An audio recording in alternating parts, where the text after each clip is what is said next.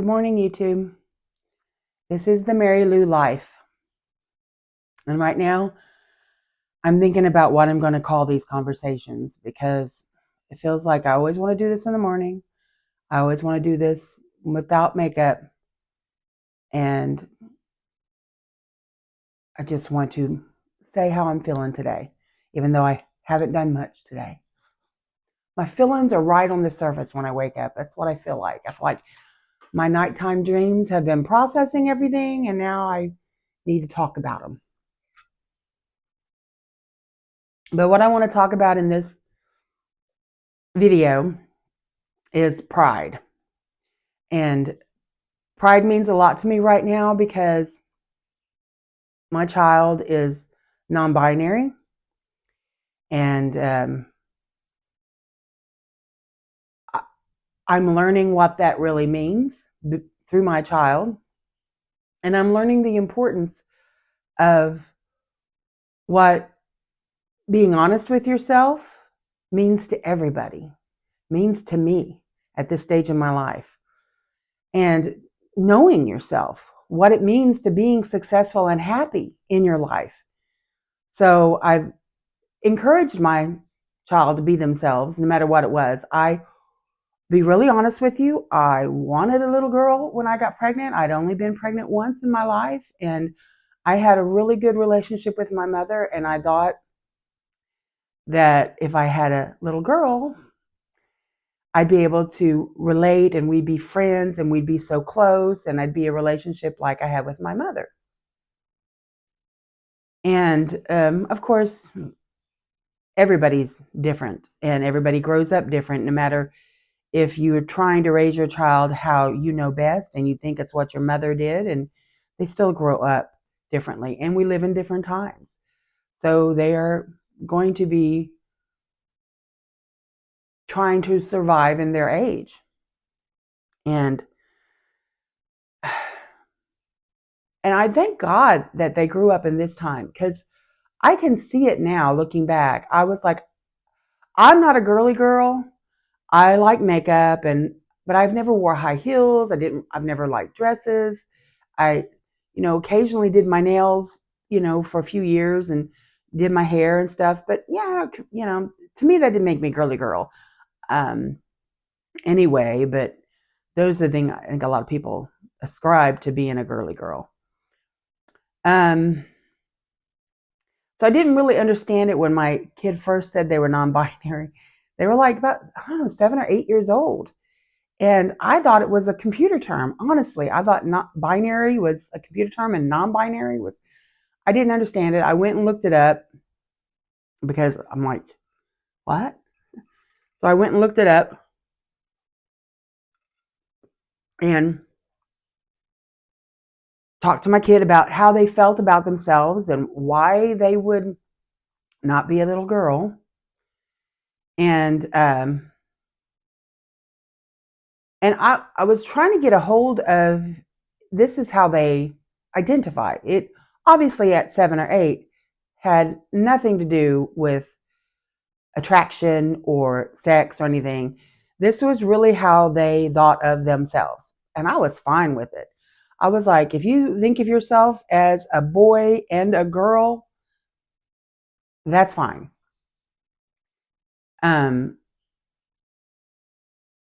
Be yourself and be comfortable in your skin and they were at the time seemed very full of positive energy and can make friends, and were just a very happy-go-lucky kid. And I was like fine with it. They were good in school, they were still well-mannered, and did everything I felt like they needed to be doing to be a good human being.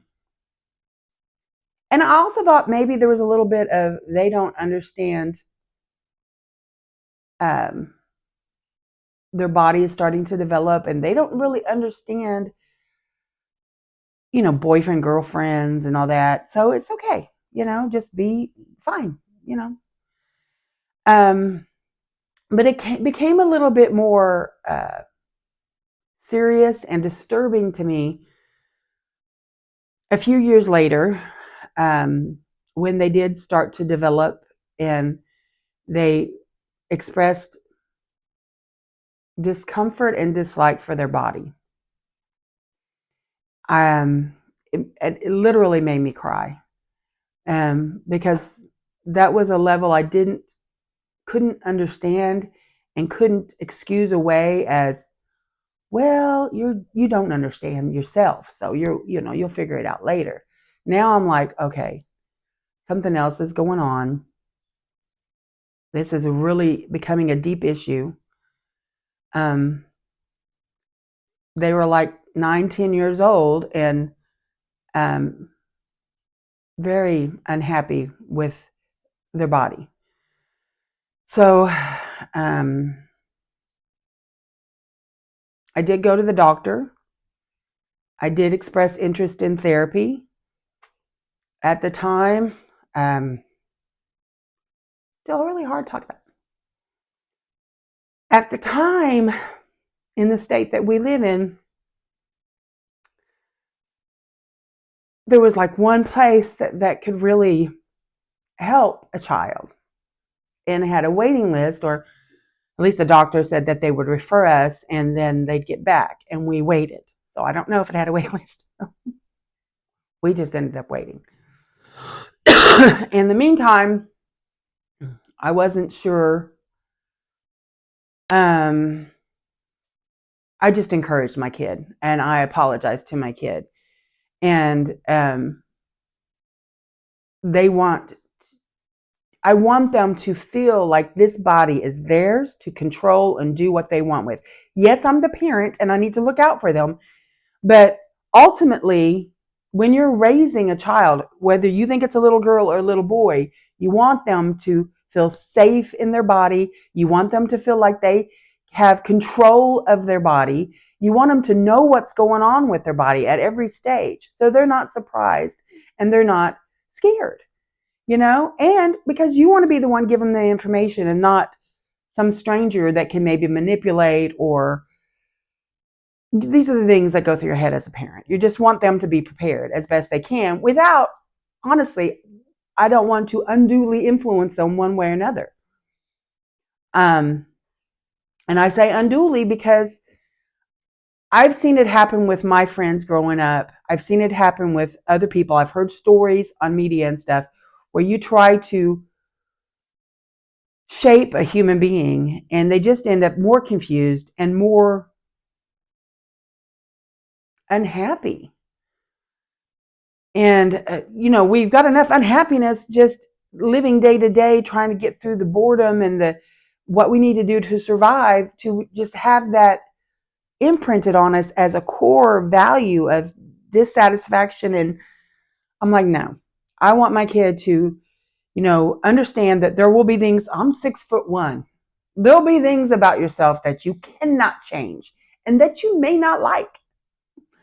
I like it now, but at one time, especially at that age, when I'm shooting up being taller than everybody else, I really hated myself. I really felt self-conscious. And like in high school, I was boy crazy, and I'm 6'1" and built like a linebacker, and no boy has given me any kind of interest. So there are things you can't do anything about. And yeah, that might make you unhappy, but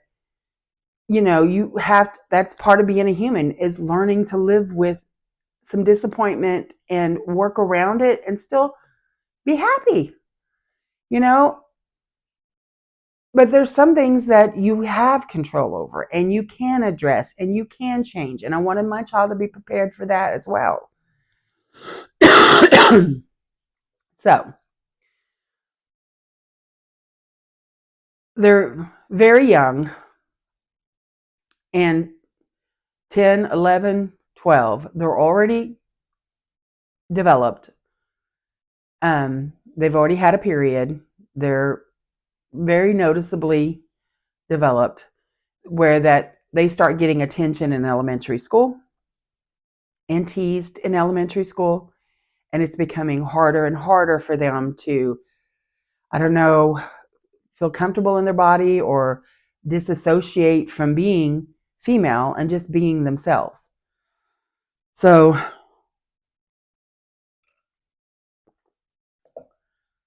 when it's time for junior high, I noticed that they have friends and they're learning how to make friends that are also either non-binary or LGBTQ.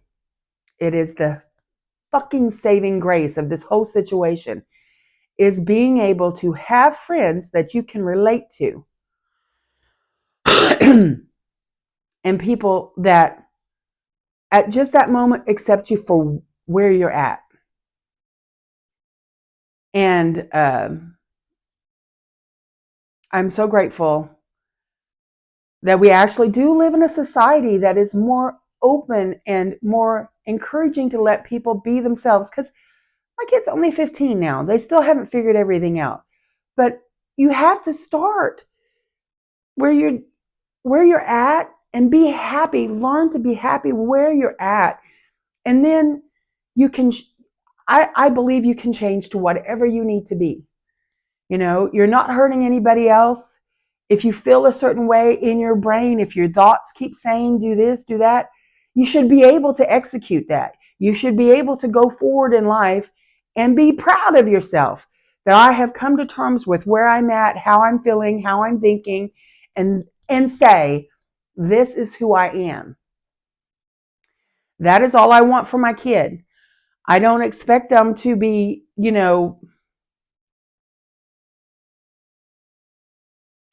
a martyr or an example, or I say martyr because there's just so much going on these days, and I don't want them to be out there. And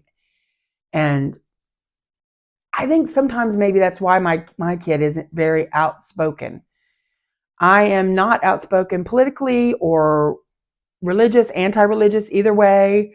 I actually think most people are freaking awesome. And there's even people I don't agree with, like core level don't agree with.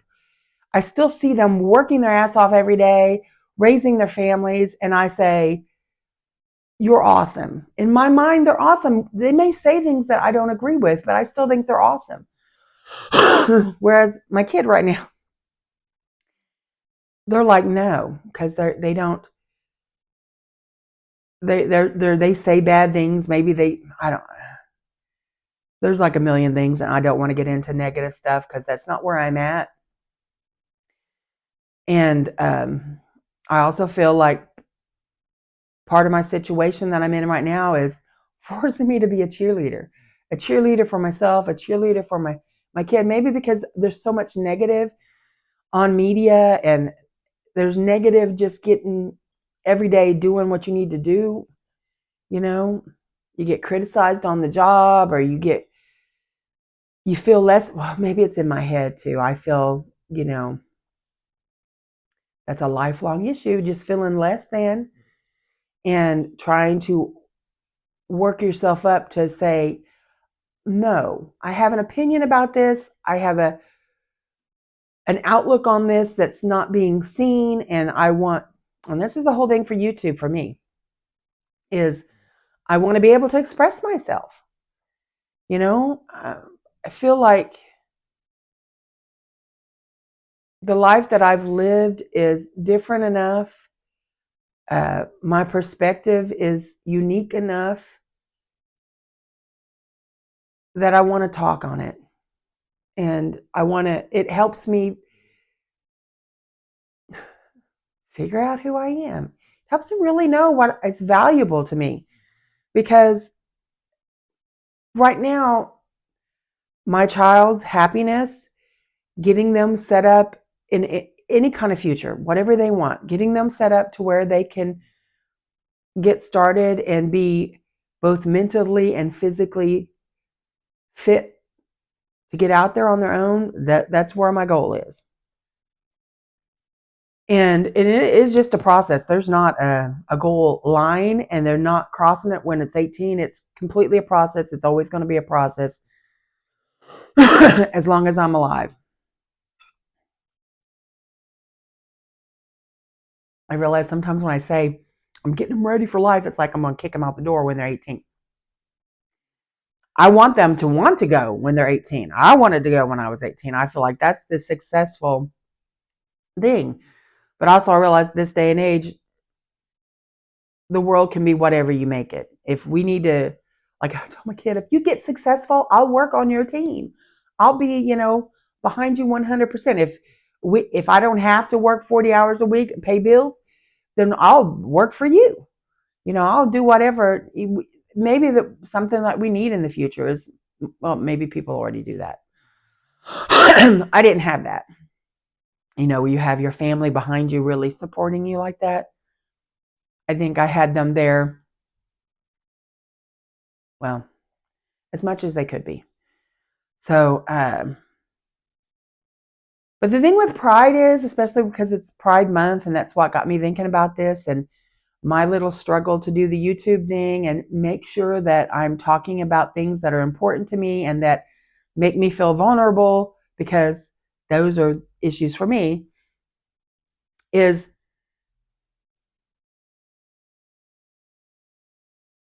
I am proud of myself.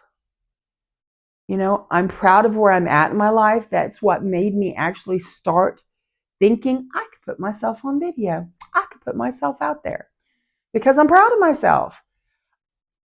I always thought, I look back on my life and I'm like, I'm a disappointment because I didn't do what I wanted to do as a teenager, and I didn't get this high paying job, and I'm not. But I am proud of myself because I did every day what I felt like I needed to do that day. And I did not always see the bigger picture, but I was always trying to do what I felt like I needed to do. So, and for my kid, I want them to do that as well as see the bigger picture. I want them to understand that we can create the world we want to live in. If you're proud of yourself, if you're happy with your choices, if you understand your choices, because you have choices, just realizing all that is something to be proud of. It's not pride in that I'm better than anybody else, or that my kid is better than anybody else, or that anybody that's LGBTQ plus is better than anybody else.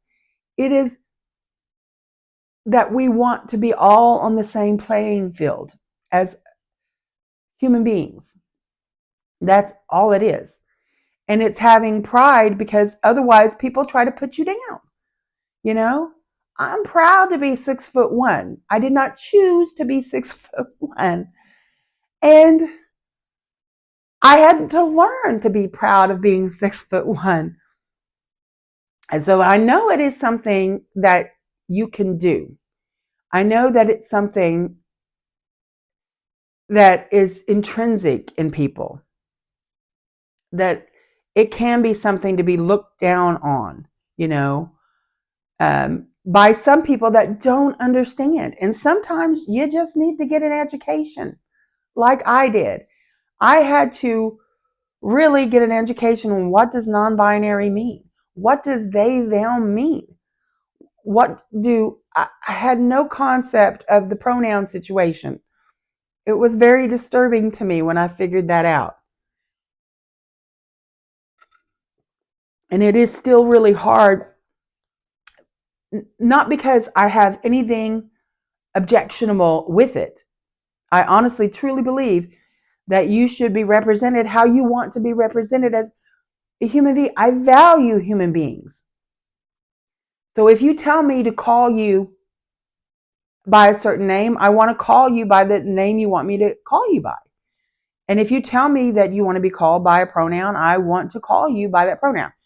I will not always be successful, especially with a child that I really wanted that was a girl. And for years thought of as she, her. And but if my old ass can change, I know I have hope for the future, for everybody to change and for us to be just accepting. And if you have nobody in your life that is LGBTQ plus, and you don't really understand what the month is about and what's the big deal and why does it have to have a parade or why do they have to do, then you're lucky. You're just lucky because you don't see the struggle.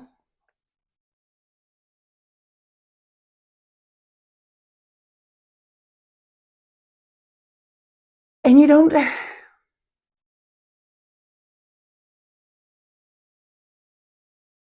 but you don't get to experience the pride of seeing them come through the other side and know that they're okay